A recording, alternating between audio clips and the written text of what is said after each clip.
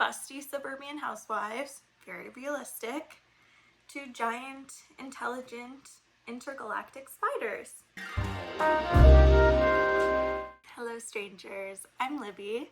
Today I'm going to be giving you some science fiction recommendations, but they increasingly diverge from reality. All of these books are ones I've loved and I wouldn't hesitate to recommend to people, most people, especially people who enjoy science fiction.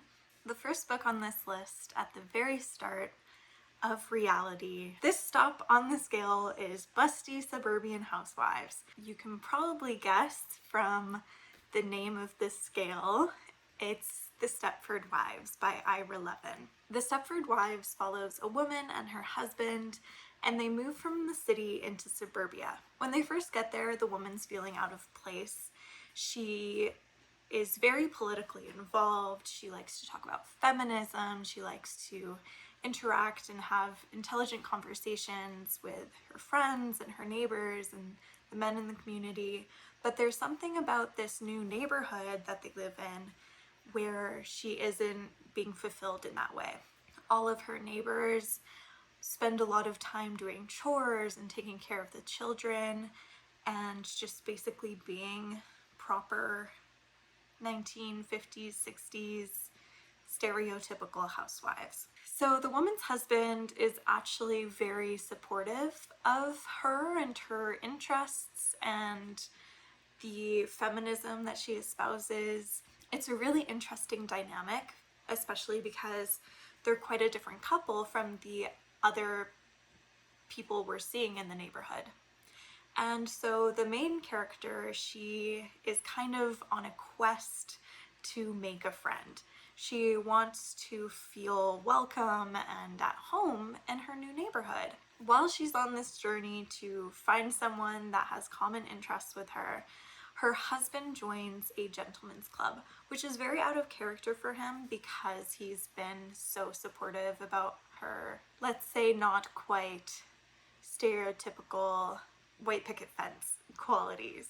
So him joining this gentleman's club is quite out of character for him. And throughout the book, you get to know the different people in this neighborhood. We get to learn more about the gentleman's club, and things are a little bit sus. That's all I'm gonna say. I don't want to spoil anything, but there definitely is a really cool twist, and there's a really interesting science fiction element. Ira Levin is one of the only men that I've ever read who describes titties and it's actually relevant to the story. So that was life-changing. This book is amazing. So yes, definitely check out The Stepford Wives by Ira Levin. The next book on our journey to non-reality is The Parable of the Sower by Octavia E. Butler. Now, this one is famous for being eerily predictive of current society. The entire premise revolves around the setting being in this dystopic version of the United States. Basically, society is collapsing. There's governmental collapse, financial collapse, unemployment, climate change, all of the above. It's very bleak, to say the least. This follows a young girl who has to flee her neighborhood because of the ensuing collapse of society. She's an extremely introspective, intelligent woman, and throughout the book she's writing in her diaries and she's basically creating her own religion. This book is very philosophical, very search for meaning a la Siddhartha, and it's phenomenal. Everything seems so prescient, and it's honestly like 2 days in the future. The whole, we've never been closer to catastrophe, the like world doom clock. Definitely, this book definitely makes you feel Like, all of these things are impending doom rather than you're reading them in a fiction book. There is a level of hopefulness in this, but you definitely have to search for it. Number 3 on my list is Another Life by Serena Ulibarri. This one is low down on the reality scale, as in close to reality, because it takes place in a kind of socialist commune in Death Valley. One of my favorite things about the setting of this book is they have repurposed old oil pipelines and made them into aqueducts, turned them into an irrigation system that has created a lake in the middle of Death Valley so that this socialist commune can subsist off of it. Why it's not at the very beginning of this list is because there is an element of fantastical science fiction technology. One of the members of the community has created a device that can show you who you were in another life. So you can see who you were reincarnated from, basically. The leader of this community learns who she was reincarnated from, and it kind of creates a discrepancy in how she thinks of herself. And she hides it because she knows, or she's worried about how the people in her community will view her once they learn this knowledge. It's also quite philosophical. It speaks a lot to climate change and anti-capitalism. It's a wonderful little book. There's a lot packed into it in just 200 or so pages, and I would definitely recommend. Next up is Chain Gang All-Stars by Nana Kwame Adjei-Brenya.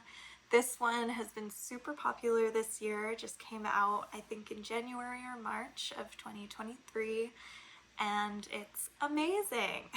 This one, again, you could argue that it should be a little bit higher up the list, but I think the other ones were a little bit more grounded in real reality. But this one is definitely very topical. Chain Gang All-Stars follows a woman who is incarcerated. She's part of this broadcasting television series in the American prison systems where there are different chain gangs from different prisons, and they pretty much have to battle to the death. It's quite violent, it's quite grotesque, it shows the worst parts of humanity. And throughout the novel, Adjei-Brenya has footnotes, and these footnotes kind of rip you from this fantastical science fiction story and kind of yell at you saying, hey bitch, like, this is actually happening. So they speak on certain things like court cases or actual stories of real people who have been through similar things that happen in the book, and statistics and things like that. And it kind of serves the purpose of showing you that, yes, this might be a science fiction novel, but these are real issues, and this is just a heightened version of what is going on. The next book on our journey away from reality is Red Mars by Kim Stanley Robinson. This book is all about colonizing Mars. It is very grand in scope. It follows a few main characters who belong to one of the first manned missions to Mars, particularly in terms of them staying there and building a civilization, or at least the foundations of a civilization, with the goal of completely colonizing the planet. This one is so interesting because Kim Stanley Robinson really delves into the different perspectives of what we should do when we go to Mars, in terms of creating new political systems, choosing how much or how little to impact the natural biomes and atmosphere of Mars, whether or not people from Earth should completely terraform the planet to make it more like Earth or keep the integrity of Mars. It's very interesting. It's very based in science, therefore quite realistic. The reason why I put it a little bit higher up on the list than the first few books is because it takes place, I believe, maybe I'm wrong, I don't know shit about science, but it does seem to take place quite far in the future, not like millennia, but it's definitely less realistic than the ones that are grounded in our contemporary world. After that, we have To Be Taught If Fortunate by Becky Chambers. This is one of my favorite books ever.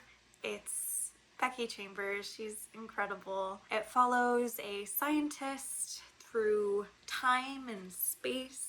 This one also talks about the morality of studying and influencing other worlds and how much we can touch. The main characters kind of hop from planet to planet, and it's definitely not as probable as the eventuality of colonizing Mars.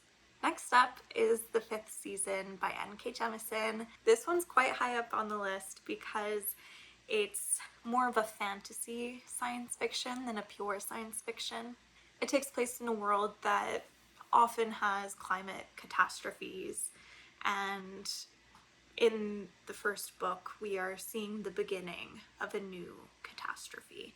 There's a magic system that has to do with controlling the earth and diverting energies from yourself into the earth, so creating earthquakes and raising mountains and things like that. It talks a lot about social systems, racism, class, and also more intimate themes like family and revenge. And it's a wonderful, wonderful book. We have almost reached giant intergalactic intelligent spiders levels of non-reality, but before we get there, we have one more book, and it's A Memory Called Empire by Arkady Martine. This is also one of my favorite books of all time, if not my favorite book. It takes place in a space civilization many years in the future. The main character is from a space station that is kind of on the outskirts of the main space empire. She becomes an ambassador and has to travel from her space station to the main empire planet. This book is at the same time sweeping in scope in terms of the themes about empire and political struggles and struggles for power, but it's also very personal and tackles intergenerational knowledge and culture and cultural colonialism in terms of the main character's own relationship with her culture and her relationship with the culture that the empire is pressing on all corners of the universe. It's this high up because it is so far in the future. There's lots of technology that is not exactly feasible at this time.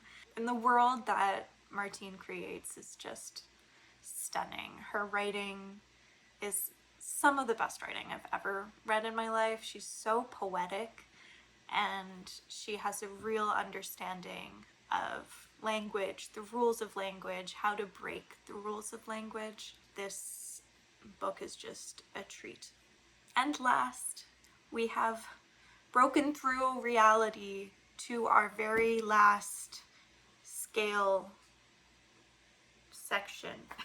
I don't know what to call it. And we are arriving at intergalactic giant intelligent spiders. You may have guessed it. This is The Children of Time by Adrian Tchaikovsky. This is a hugely popular book for a very good reason.